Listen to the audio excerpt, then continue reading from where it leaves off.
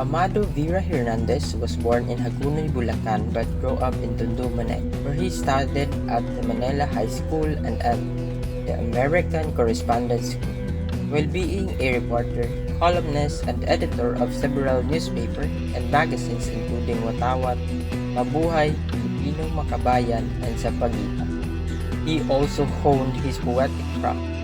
He received the Republic Cultural Heritage Award, a number of palancas, and an award from the National Press Club for his journalistic efforts. After World War II, he became a member of the Philippine Newspaper Guild, and his writings increasingly dealt with the plight of the peasant and laborers, influenced with the philosophy of Hobbes and Locke. He advocated revolution as a means of change. In 1947, he became the president of the Congress of Labor Organization, or CLO. His activities and writings led him to imprisonment from 1951 to 1956. Even in prison, he was still a leader and artist, spearheading education programs and mounting musical productions, plays, and poetry reading. It was during his incarceration that he wrote his masterpiece, Mga Ibong Mandaragit. Amado died on March 24, 1970. He left a legacy that includes Isang Dipang Langit, Yung Tuyo na ang Luha Mo, Aking Bayan, Panata sa Kalayaan, and the novel Luha ng Buaya.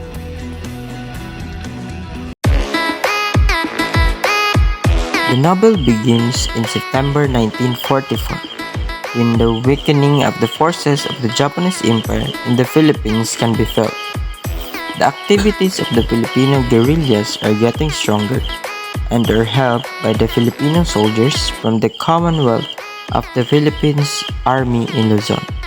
These are happening even though the promised return of American troops promised by Franklin Roosevelt and Douglas MacArthur has yet come. The first chapter begins with the sun setting in the forest.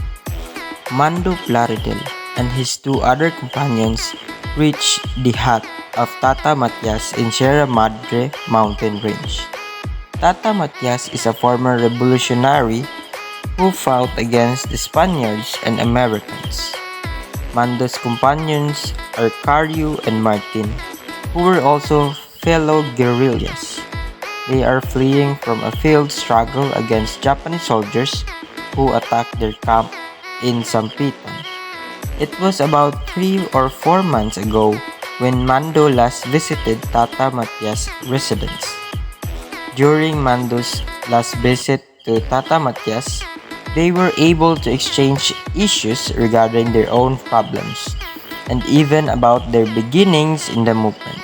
They also discussed Jose Rizal's Noli Me Tangere and El Filibusterismo, especially the consequences of Simon's wealth, the main character in El Filibusterismo after Padre Lorante, another character in El Filibusterismo.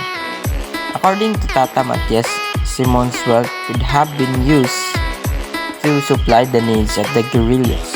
Tata Matias believes that the character in the novels of the hero Jose Rizal are real because his family knows the real Padre Florante. If he was still young like Mando, he would search the sea to find Simon's missing iron.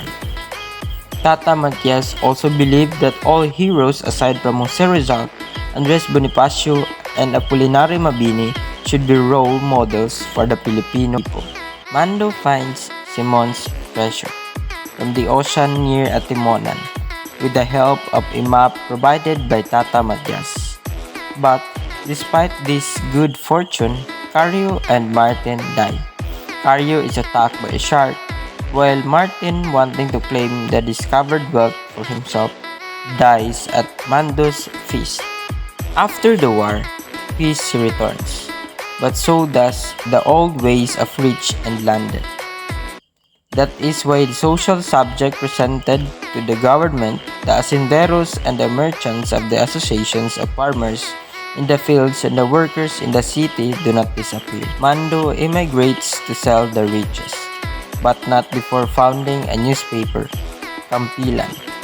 Due to his departure from the Philippines, he entrusts the running of the paper to Magat, who is also a former guerrilla.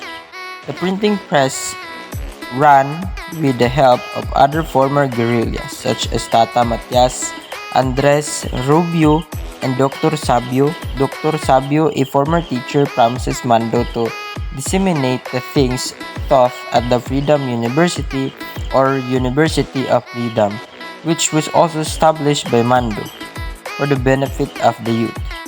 The latter was also one of the Mando's instructions before traveling to Europe and the United States.